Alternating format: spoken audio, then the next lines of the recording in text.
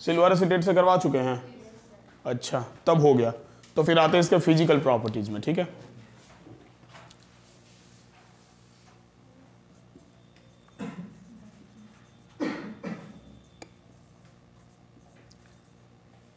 Physical properties of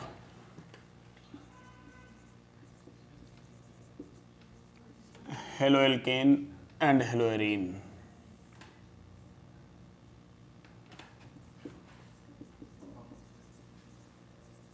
almost दोनों का जो फिजिकल प्रॉपर्टी है ना हेलोएल्केन और हेलोएरीन का, वो काफ़ी मैच करता है, इसलिए हम लोग उसको साथ में ही पढ़ लेते हैं। फिजिकल प्रॉपर्टी में सबसे पहला पॉइंट फिजिकल स्टेट।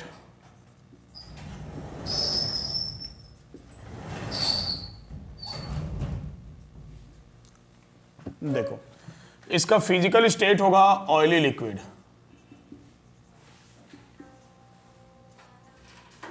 जो हेलोएल्केन का फिजिकल स्टेट होगा वो फिजिकल स्टेट होगा ऑयली लिक्विड।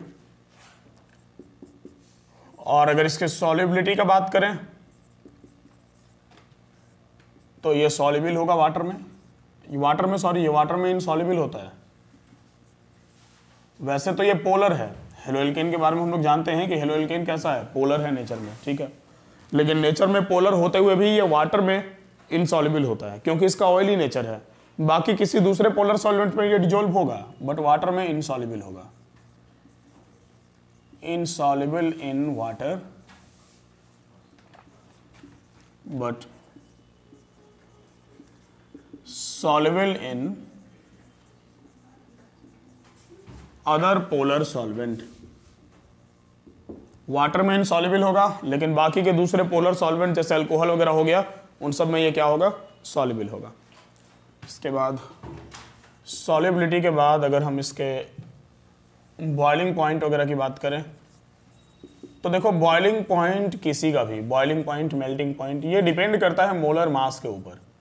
अगर मोलर मास ज़्यादा होगा तो बॉइलिंग मेल्टिंग पॉइंट भी क्या होगा, ज़्यादा होगा, क्योंकि मोलर मास ज़्यादा होगा तो उसके फिजिकल स्टेट में बदलाव आएगा। कम मोलर मास वाला गैस होता है, थोड़ा ज़्यादा मोलर मास वाला लिक्विड होता है, बहुत ज़्यादा मोलर मास वाला सॉलिड होता है, तो उस अकॉर्डिंग बॉइलिंग और मेल्टिंग पॉइंट में भी चेंजिंग आता है। तो अगर बॉइलिंग और मेल्टिंग पॉइंट का बात करें तो वैसे तो ये मोलर मास पर डिपेंड करेगा, बट हेलोएल्केन के रिस्पेक्ट में हम अगर लिख दें तो सबसे ज़्यादा मेल्टिंग बॉइलिंग पॉइंट होगा तुम्हारा ब्रोमोएल्केन, आयोडोएल्केन का, फिर ब्रोमोएल्केन का, तब क्लोरोएल्केन का और तब फ्लोरोएल्केन का। क्लियर है। इसके बाद बॉइलिंग पॉइंट और मेल्टिंग पॉइंट के बाद अब इसका नेक्स्ट प्रॉपर्टी अगर हम लोग ले लें, सपोज दैट कौन सा प्रॉपर्टी ले लें, इसका कलर। तो कलर तो होता ही नहीं, ये कलरलेस होता है, ठीक है, इसका कलर नहीं होता है। इसके बाद अगर कलर के बाद हम नेक्स्ट प्रॉपर्टी लें, सपोज डैट स्मेल, बड़ा अच्छा स्मेल होता है,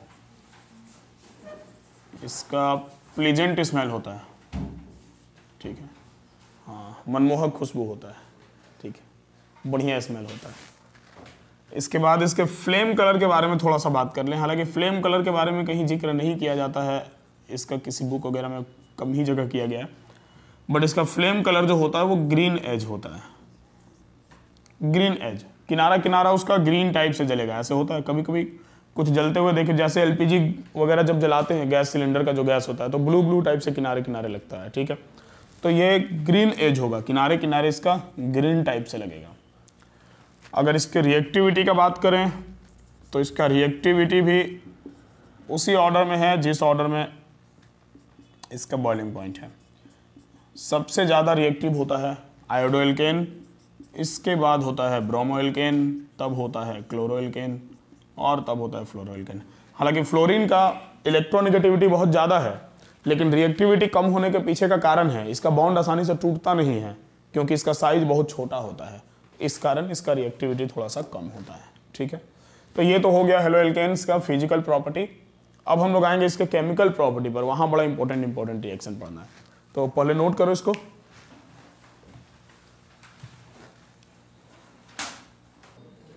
चलो, तो ये फिजिकल प्रॉपर्टी हो गया हेलोएल्केन्स का।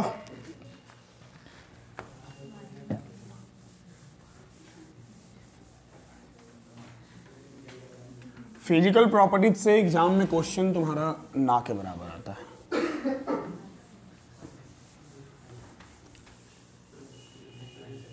देखो अब नेक्स्ट जो हम लोग इसमें डिस्कस करेंगे, अब जैसे प्रिपरेशन हो गया हेलो एल्केन का, अब साथ में हेलो एरीन का भी प्रिपरेशन कर लेते हैं, क्योंकि केमिकल प्रॉपर्टीज जो पढ़ना है वो दोनों का मिला जुला के पढ़ेंगे तो जल्दी कंप्लीट होगा, क्योंकि बहुत सारा मेथड ऐसा है जो दोनों के लिए कॉमन है। ठीक है, तो हम लोग अब स्टार्ट करेंगे preparation of hello arene. Hello arene क्या होता है ये तो पता ही है सबको, हेलो एरीन के बारे में शुरुआत में बताए थे, वैसे एक बार फिर से हम बता देते हैं। देखो अगर हेलो एरीन का हम लोग बात करें तो जैसे हमारा हेलो एल्केन था वैसे ही हेलो एरीन है। हेलो एल्केन में हेलोजन प्लस एल्केन था और हेलो एरीन में हेलोजन प्लस एरीन है। एरीन क्या होता है तो देखो सिंपल सी बात है, हेलो का मतलब हो गया हेलोजन और बाबू एरीन का मतलब हो गया एरोमेटिक रिंग, और यहाँ जो एरोमेटिक रिंग हम लोग लेने वाले हैं वो बेंजीन लेने वाले हैं। क्लियर है ना? पूरे रिएक्शन में हेलो एरीन में जो एरोमेटिक रिंग होता है वो बेंजीन होता है। हालांकि सिर्फ बेंजीन ही एक एरोमेटिक रिंग नहीं है, एरोमेटिक रिंग बहुत सारा होता है, बट बेंजीन एक एरोमेटिक रिंग कहलाता है और मैक्सिमम जगह पर वही लिया जाता है, हम लोग को वही पढ़ना है। तो हेलो एरीन में हेलोजन प्लस बेंजीन, तो हेलोजन दैट मीन्स की X, दैट मीन्स की fluorine, chlorine, bromine and iodine. तो अगर हम फ्लोरीन को बेंजीन के ऊपर डालते हैं तो ये क्या बन जाएगा? हेलो एरीन के टर्म में अगर हम नाम लिखें तो इसको हम क्या कहेंगे? फ्लोरो, और एरीन के जगह फिक्स है तुम्हारा बेंजीन, तो ये फ्लोरो बेंजीन कहलाएगा। इसी तरह से अगर हम क्लोरीन लेते हैं तो क्लोरीन को अगर हम बेंजीन के ऊपर लगाएंगे तो ये क्या कहलाएगा? क्लोरोबेंजीन। सिमिलरली अगर हम ब्रोमीन लेते हैं और बेंजीन लगाते हैं तो ये कहलाएगा ब्रोमोबेंजीन। और अगर हम आयोडीन लेते हैं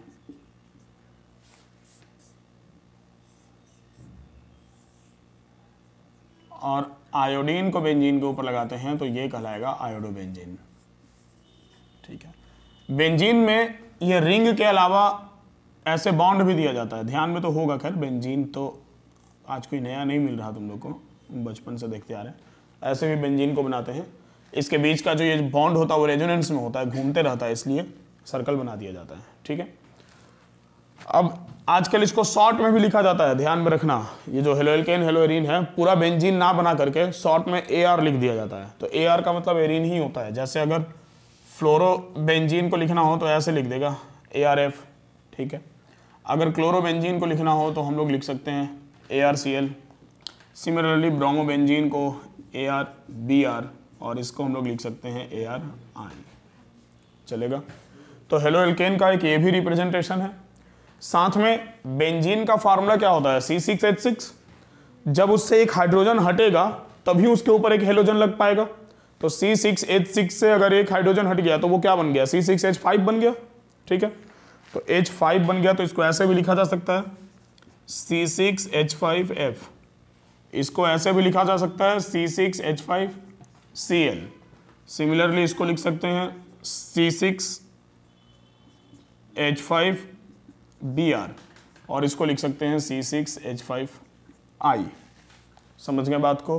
तो इसको तीन तरीके से रिप्रेजेंट किया जा सकता है, इन तीनों में से कोई भी तरीका अपनाया जा सकता है, लेकिन सबसे ज़्यादा बार और मैक्सिमम जगह पर जो बनाया जाएगा वो पूरा स्ट्रक्चर के साथ इस तरीके से बनाया जाएगा। या तो उसके बीच में रिंग रहेगा, अगर मैकेनिज्म का ज़रूरत है तो इसके बीच का रिंग नहीं रहेगा, बॉन्ड रहेगा, और अगर मैकेनिज्म का ज़रूरत नहीं है, जनरली हम लोग सिर्फ इक्वेशन लिख रहे हैं, तो इक्वेशन में हम लोग सिर्फ और सिर्फ क्या करेंगे?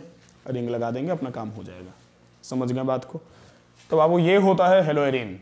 तो हम लोग सबसे पहले पढ़ेंगे इसका मेथड ऑफ प्रिपरेशन, कि हेलो एरीन को कैसे कैसे बनाया जा सकता है, इसका मेथड ऑफ प्रिपरेशन क्या क्या है। इसके मेथड ऑफ प्रिपरेशन में 2-3 मेथड ऑफ प्रिपरेशन है, जिसमें हम लोग बेंजीन डाइजोनियम क्लोराइड से बनाते हैं। एक है गेटरमान रिएक्शन, उसके बाद है सैंडमेयर रिएक्शन, और एक और है फ्लोरोबेंजीन बनाने का मेथड। तो हम चाहते हैं थोड़ा जो भी रिएक्शन है, एक एक रिएक्शन में 3-3 रिएक्शन पढ़ना है। सैंडमेयर में 3 पढ़ना है, गेटरमान में 3 पढ़ना है, तो तीनों एक साथ हो जाए, इसलिए थोड़ा इसको नोट करो। तो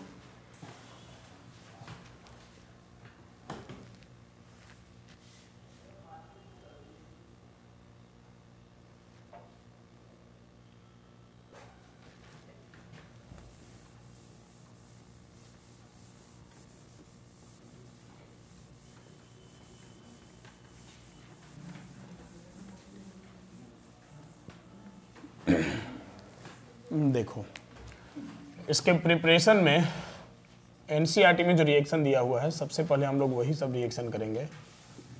प्रिपरेशन ऑफ हेलोएरिन।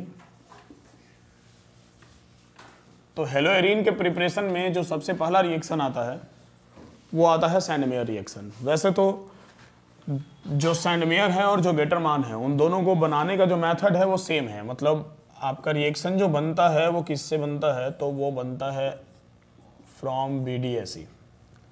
BDAC एक बड़ा इंपॉर्टेंट कंपाउंड है, बहुत इंपॉर्टेंट रिएजेंट है। इसका पूरा नाम है benzene diazonium chloride. Benzene diazonium chloride, benzene diazonium chloride, ठीक है। इसी का शॉर्ट में बोलते हैं BDA और C, बेंजीन डाईएजोनियम क्लोराइड का। तो जो BDAC है ये बड़ा इंपॉर्टेंट रिएजेंट है। सबसे पहले तो ये देखो ये BDAC बनता कैसे है। जब एनिलीन का रिएक्शन, बेंजीन के ऊपर जब NH2 जाता है तो इसको क्या कहा जाता है, एनिलीन कहा जाता है। जब एनिलीन का रिएक्शन करवाया जाता है NaNO2 और HCl के साथ, हीट करवाते हैं 373 केल्विन टेम्परेचर पर, तो एक रिएजेंट बनता है कुछ इस तरह का, N2+ और Cl- ऑन बेंजीन। इसका भी मैकेनिज्म हम लोग एमीन्स वाले चैप्टर में देखेंगे, बट फिलहाल हमको इसका मैकेनिज्म का काम नहीं है, इसलिए हम लोग ऐसे ही काम चलाएंगे। और इसी को कहा जाता है BDAC। यही है बेंजीन डाईएजोनियम क्लोराइड। और इस बेंजीन डाईएजोनियम क्लोराइड से हम बहुत कुछ बना सकते हैं। बहुत कुछ मतलब हेलोएरिन में तो सब कुछ बनेगा, chlorobenzene, bromobenzene, iodobenzene, even fluorobenzene भी बनता है। हालांकि फ्लोरोबेंजीन बनाने का मेथड एनसीईआरटी में गिवन नहीं है, बट एक रिएक्शन होता है बाल्सीमान रिएक्शन, उससे हम लोग फ्लोरोबेंजीन बनाएंगे। देखो सबसे पहले हम लोग आते हैं सैंडमेयर रिएक्शन में। अगर हम सैंडमेयर रिएक्शन की बात करें तो सैंडमेयर रिएक्शन में साइंटिस्ट नेम रिएक्शन है। सैंडमेयर रिएक्शन में हम लोग बेंजीन डाईएजोनियम क्लोराइड का रिएक्शन BDAC का रिएक्शन करवाते हैं HCl के साथ, मतलब HX के साथ ओवरऑल। यहाँ X के जगह बदल बदल के लेते रहेंगे, क्लोरीन, ब्रोमीन और आयोडीन। फ्लोरीन इससे नहीं बनेगा, उसके लिए अलग से रिएक्शन होगा। जैसे फ्लोरोएल्केन बनाने का मात्र एक मेथड हम लोग पढ़े ना, दो मेथड, स्वार्ज रिएक्शन और फिंकेल्स्टीन रिएक्शन, क्लियर है। इसी तरह से तुम्हारा फ्लोरोबेंजीन भी बनाने का एक ही मेथड है। तो सबसे पहले हम लोग HCl के साथ रिएक्शन कराएंगे और ये रिएक्शन होगा तुम्हारा Cu2Cl2 के प्रेजेंस में। और Cu2Cl2 को कहा जाता है क्यूप्रस क्लोराइड। तो जब क्यूप्रस क्लोराइड के प्रेजेंस में रिएक्शन करवाएंगे तो होगा क्या कि ये जो HCl है ये पार्शियल पॉजिटिव और ये पार्शियल निगेटिव पार्ट होगा, ठीक है। इसमें N2+ और Cl- है। अब नाइट्रोजन के ऊपर यहाँ पर पार्शियल पॉजिटिव नहीं, कंप्लीट पॉजिटिव चार्ज है। तो नाइट्रोजन जिस कार्बन से अटैच है, यहाँ पर जो कार्बन है, नाइट्रोजन उस कार्बन के इलेक्ट्रॉन को हमेशा अपनी ओर खींचते रहता है, क्योंकि नाइट्रोजन के ऊपर पॉजिटिव चार्ज है। और मोर इलेक्ट्रोनिगेटिव एटम के ऊपर पॉजिटिव चार्ज रहेगा तो वो अनस्टेबल रहेगा, ठीक है। तो ये वाला जो कार्बन है यहाँ का, ये कार्बन हाईली पार्शियल पॉजिटिव होता है। इस कारण ये जो Cl है, ये Cl इस कार्बन के ऊपर अटैक करेगा। जहां पर पार्शियल पॉजिटिव है वहां पार्शियल निगेटिव जाएगा। और जब ये Cl अपने बॉन्ड के साथ यहाँ पर, मतलब बॉन्ड पेयर के साथ, ये Cl- के फॉर्म में बॉन्ड पेयर के साथ यहाँ अटैक करेगा बॉन्ड बनाने के लिए, तो ये N2 का जो बॉन्ड है, N2 और कार्बन के बीच का, ये बॉन्ड टूट जाएगा। और टूटेगा तो क्या होगा, N2 इस बॉन्ड को अपनी ओर खींच लेगा। तो ये पॉजिटिव था, बॉन्ड पेयर लिया, न्यूट्रल हो गया, ठीक है। वो बॉन्ड पेयर इसके लॉन पेयर की जगह चल जाएगा, क्योंकि कहीं ना कहीं इसका लॉन पेयर लॉस हुआ होगा, तभी इसके ऊपर पॉजिटिव चार्ज आया होगा, क्योंकि नाइट्रोजन के ऊपर आपको पता है कि एक लॉन पेयर होता है। तो ये Cl- जब यहाँ अटैक करेगा तो ये बॉन्ड इधर शिफ्ट कर जाएगा N के ऊपर, और जब N के ऊपर शिफ्ट होगा तो N2+ यहाँ से बाहर निकल जाएगा, N2+ नहीं, N2 के फॉर्म में बाहर निकल जाएगा। और ये Cl लग गया कहाँ, बेंजीन के ऊपर। तो जब Cl बेंजीन के ऊपर लग गया तो क्या बन गया, क्लोरोबेंजीन बन गया। बनाना क्लोरोबेंजीन, अरे बोलो। तो ये Cl यहाँ अटैक किया, ये N2 यहाँ से बाहर निकला, तो ये N2 तुम्हारा गैस के फॉर्म में यहाँ से उड़ जाता है, मिलेगा नहीं, रिलीज हो गया। अब बचा क्या क्या, तो सर Cl- यहाँ से बचा और H+ यहाँ से बचा, बचा ना H प्लस और Cl माइनस, ये H प्लस और Cl माइनस मिल के बना देगा HCl। ठीक है, यहाँ पर रिएक्टेंट में यूज भी हो रहा है HCl और प्रोडक्ट में रिलीज भी हो रहा है HCl। ठीक है, लेकिन जरूरी नहीं कि हर जगह HCl यूज होगा HCl रिलीज होगा। जैसे एक रिएक्शन और देखो, ये नीचे कवर हो जाएगा, हाँ हो जाएगा। जैसे मान लो कि हम एक और इसी तरह का रिएक्शन लेते हैं जिसमें हम BDAC का रिएक्शन करवाते हैं।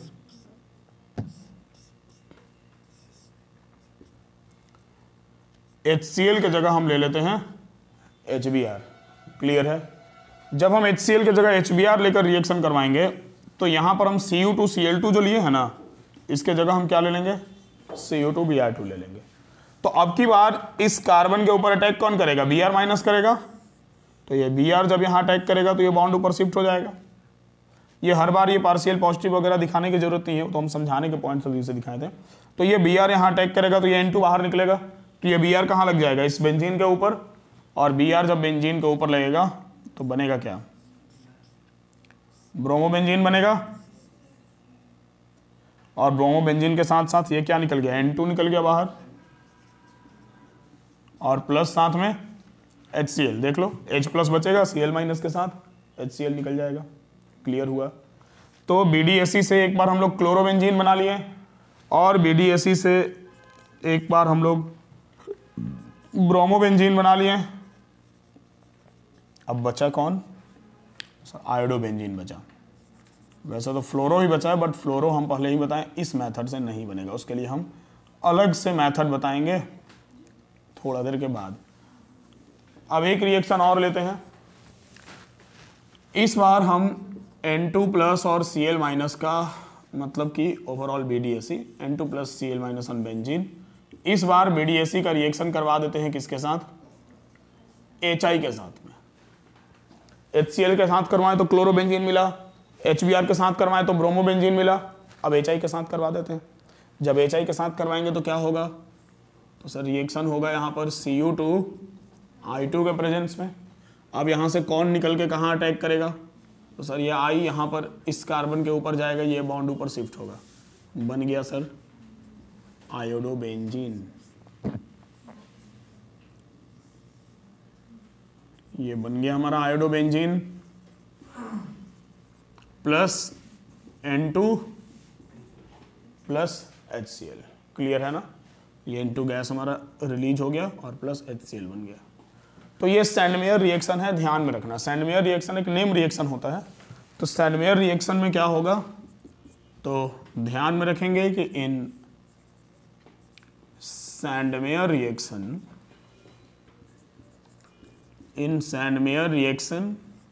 BDAC reacts with HX, ठीक है, टू फॉर्म, या फिर साथ में लिख दें इन प्रेजेंस ऑफ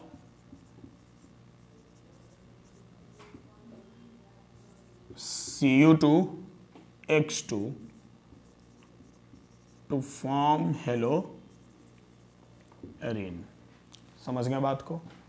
और हम लोग ध्यान में रखेंगे कि यहाँ पर जो हम लोग HX ले रहे हैं, उस HX में X के जगह हम क्या क्या ले सकते हैं, chlorine, bromine and iodine. Fluorine हम नहीं लेंगे। फ्लोरोबेंजीन अभी अलग तरीके से हम लोग बनाएंगे। लेकिन फ्लोरोबेंजीन बनाने के पहले एक सेम इसी तरह का और रिएक्शन है, एकदम आइडेंटिकल लगेगा तुमको, थोड़ा सा चेंजिंग है बस उसमें। उसको गेटरमान रिएक्शन बोलते हैं। और वो थोड़ा सा चेंजिंग क्या है, उसको समझने के लिए पहले इसको लिखना पड़ेगा। लिखते हैं।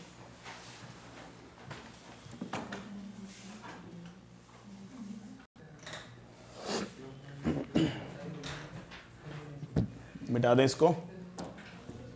अब देखो एग्जैक्टली इसी के जैसा एक दूसरा रिएक्शन भी होगा।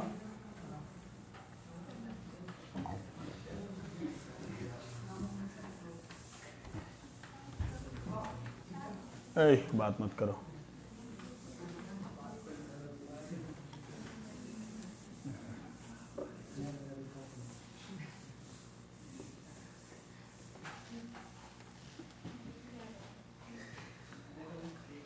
नेक्स्ट जो रिएक्शन है हम लोग का, उस रिएक्शन का नाम है गेटरमान रिएक्शन।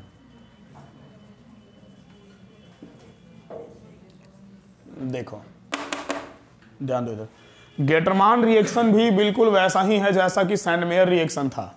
सैंडमेयर और गेटरमान रिएक्शन में एक थोड़ा सा माइनर फर्क है, और वो फर्क ये है कि वहां पर हम लोग हाइड्रोजन हेलाइड लेते थे, HX लिए थे, यहां पर हम लोग KX लेते हैं, ठीक है, पोटेशियम हेलाइड लेते हैं, बस बाकी कोई चेंजिंग नहीं आता। हाँ कैटलिस्ट बदलता है, वहां कैटलिस्ट क्यूप्रस हेलाइड था सारे केसेस में, cuprous chloride, cuprous bromide, cuprous iodide, इस अकॉर्डिंग ले रहे थे। यहां पर जो कैटलिस्ट होगा वो एक सिंगल कैटलिस्ट होगा, कॉपर पाउडर, Cu पाउडर के प्रेजेंस में हम लोग रिएक्शन करवाते हैं। ठीक, देखो जैसे सपोज डैट कि हम ले लें सबसे पहले वही बेंजीन डाइएजोनियम क्लोराइड,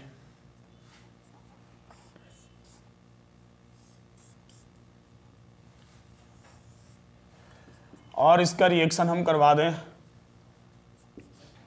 इसका रिएक्शन करवा देते हैं KCl के साथ में। जब इसका रिएक्शन KCl के साथ में करवाएंगे इन प्रेजेंस ऑफ Cu पाउडर, ठीक है, सारे केसेस में वही लिया जाएगा, कॉपर का पाउडर, क्लियर है, हाँ पाउडर मतलब डस्ट फॉर्म में, ठीक है, Cu पाउडर। बड़ा बेनिफिट होता है इस पाउडर का, समझा विशाल? हाँ ये पाउडर का बहुत बेनिफिट है, इसको लगा के गोरा आदमी काला बन जाता है और काला आदमी गोरा बन जाता है, ठीक है। अब जो ना काला है ना गोरा है, अब वो सोचे क्या बनेगा, देखो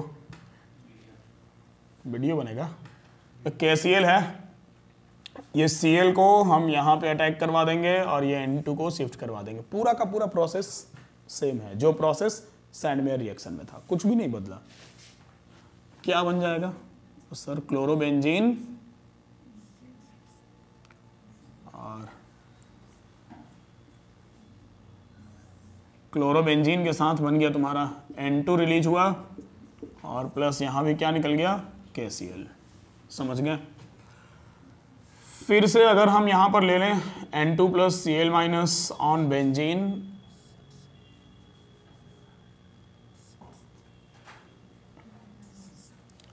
और इस बार हम ले लेते हैं KX के जगह हम क्या ले लें, KCl के जगह हम क्या ले लें, KBr ले लेते हैं। कैटलिस्ट कॉमन है Cu पाउडर, ठीक है, ये ब्रोमोबेंजीन यहाँ अटैक करेगा, ये N2 इधर बाहर निकलेगा, ये बन जाएगा bromobenzene plus N2 plus KCl, चलेगा। सिमिलरली हम फिर से एक बार ले लें इसको,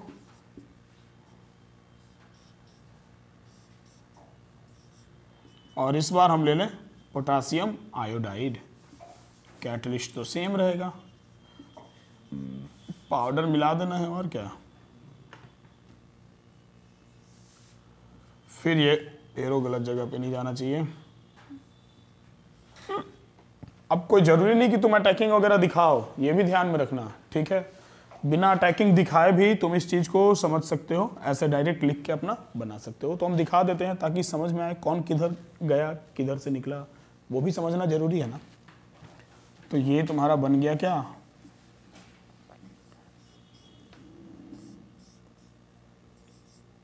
आयोडोबेंजीन प्लस प्लस प्लस क्या N2 और प्लस KCl, चलेगा। तो गेटरमान रिएक्शन और सैंडमेयर रिएक्शन में कुछ खास फर्क नहीं है। हमको तो लगता है कि अब ये रिएक्शन याद हो गया होगा। अब अगर ऐसा रिएक्शन तुमको बनाने के लिए मिले तो बन जाएगा। और एक बात तुमको हम बता दे रहे हैं, बोर्ड एग्जाम में सैंडमेयर और गेटरमान में से मतलब BDAC से हेलोएरिन बनाने का एक रिएक्शन 100% रहता है, ठीक है। अब पूरा ऑन रिकॉर्ड 100% बोलना भी अच्छा बात नहीं है, बट रहता है, ये ध्यान में रखना, ठीक है। मतलब फिक्स है एक क्वेश्चन इससे तुम्हारा 2 नंबर का पकड़ा जाएगा। ये 6 रिएक्शन बना लोगे तो ये 6 रिएक्शन में से 6 तो है नहीं, हम तो इसको 2 ही बोलेंगे, 6 क्या बोलेंगे, सब तो एक ही टाइप का है। तो ये 2 रिएक्शन आप बना लीजिएगा, गेटरमान और सैंडमेयर, तो आपका 2 नंबर एग्जाम में पक्का आ जाएगा, ठीक है। ये बात ध्यान में रखना, इसको लिखो। अब एक इससे रिएक्शन, एक फ्लोरोबेंजीन अभी तक बना नहीं, NCERT में दिया हुआ भी नहीं है, लेकिन अच्छा नहीं लगता नहीं बनाएंगे तो। बार बार क्लोरो ब्रोमो आयोडो बन रहा, फ्लोरो बेचारा बन नहीं रहा, थोड़ा उसको भी कुछ इज्जत दे देते, लिखो इसको, इसके बाद उसको बनाते हैं। एक है मेथड उसके लिए भी, कुछ ना कुछ व्यवस्था सबके लिए बना है।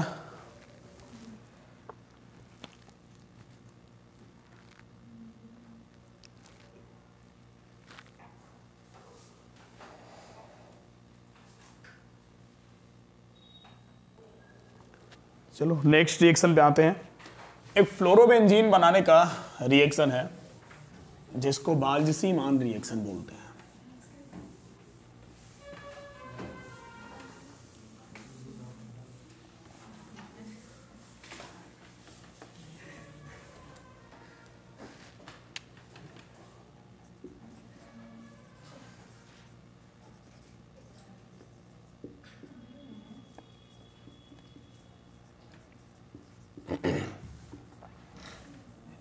देखो बाल्ज़-सी-मान रिएक्शन जो है इसमें क्या होता है, इसमें ये भी BDAC से ही बनेगा। इसमें हम लोग बेंजीन डाइएज़ोनियम क्लोराइड का रिएक्शन करवा देते हैं HbF4 के साथ, ठीक है। इसमें हम लोग रिएक्शन करवा देंगे इसका विथ HbF4। HbF4 हाइड्रोजन टेट्राहाइड्रोबोरेट, ठीक है। तो इसके साथ अगर हम रिएक्शन करवा दें, सिर्फ हीट का ज़रूरत पड़ता है, बाकी कुछ नहीं, तो हमको मिल जाता है फ्लोरोबेंजीन, प्लस साथ में रिलीज हो जाएगा HCl और प्लस साथ में मिल जाएगा तुमको BF3। इसका मैकेनिज्म थोड़ा सा देख लो तभी ये क्लियर होगा अच्छे से। अगर इसके मैकेनिज्म पर आते हैं तो N2 प्लस Cl माइनस है बेंजीन के साथ। सबसे पहले तो इसका रिएक्शन जब हम लोग करवाएंगे टेट्राहाइड्रोबोरेट के साथ, ठीक है, ये टेट्राफ्लोरोबोरेट है, ठीक है, हाइड्रोजन टेट्राफ्लोरोबोरेट। तो ये Cl माइनस इस H के साथ में निकलेगा, तो ये जो बॉन्ड है वो B के ऊपर शिफ्ट होगा। बनेगा क्या, तो सर बन जाएगा N2 प्लस HCl निकल गया यहां से बाहर, प्लस साथ में BF4 के ऊपर क्या आ गया, माइनस चार्ज। ये बॉन्ड इधर शिफ्ट हुआ तो माइनस चार्ज आया। अब एक तो बोरोन के ऊपर 4 फ्लोरीन और ऊपर से माइनस चार्ज, कंप्लीट सब इलेक्ट्रोनिगेटिव, चार्ज भी निगेटिव और फ्लोरीन भी हाईली इलेक्ट्रोनिगेटिव एलिमेंट। अब ये अनस्टेबल हो जाता है। अब इसका जो एक फ्लोरीन है ना, वो इसका एक फ्लोरीन यहां से तुरंत बाहर निकलना चाहेगा, और जब इसका फ्लोरीन यहां से बाहर निकलेगा तो वो इस कार्बन के ऊपर अटैक कर देगा, N2 यहां से बाहर निकल जाएगा, आपका काम हो जाएगा। कैसे सर, वेरी सिंपल। देखो फ्लोरीन निकला यहां से, फ्लोरीन निकला तो ये फ्लोरीन कहां जाके लग गया, बेंजीन के ऊपर लगा। N2 यहां से बाहर निकल गया, N2 निकल गया सर बाहर, प्लस ये BF3 के ऊपर माइनस चार्ज था, फ्लोरीन हटा तो अपना बॉन्ड पेयर लेके निकला तो क्या आया, प्लस आया, तो प्लस माइनस मिलके क्या न्यूट्रल हो गया, तो ओवरऑल बच क्या गया तुम्हारा, ये BF3 बच गया, बन गया फ्लोरोबेंजीन। तो फ्लोरोबेंजीन बनाने का हमारे पास बस यही एक मेथड है, बाकी हम और किसी मेथड से फ्लोरोबेंजीन नहीं बना सकते हैं, ठीक है। तो ये थोड़ा ध्यान में रखना पड़ेगा। फिलहाल हेलोएरीन वाले चैप्टर में एनसीईआरटी में ये गिवन नहीं है, लेकिन जब BDAC का स्टडी हम लोग करते हैं ना, कहाँ पर, एमीन्स चैप्टर में, तो वहाँ पर ये रिएक्शन मिलता है। एक बार फिर से वहाँ पर ये रिएक्शन होगा, तब तक आप इसको लिखिए, अच्छे से कंप्लीट कीजिए। हेलोएरीन का जो मेथड ऑफ प्रिपरेशन है वो पूरी तरह से ख़त्म हो गया, और इसके बाद अब फिजिकल प्रॉपर्टी इसका तो ऑलमोस्ट सिमिलर है हेलोएल्केन का जो हम लोग किए थे वहाँ पर। केमिकल प्रॉपर्टीज हम लोग दोनों का मिला जुला कर करेंगे, हेलोएल्केन का और हेलोएरीन का। तो आज का लेक्चर हम लोग का इतना ही रहेगा, इसको नोट कर लीजिए, और नेक्स्ट क्लास से बड़ा इंपॉर्टेंट टॉपिक स्टार्ट होगा जब केमिकल प्रॉपर्टीज स्टार्ट होगा, ठीक है।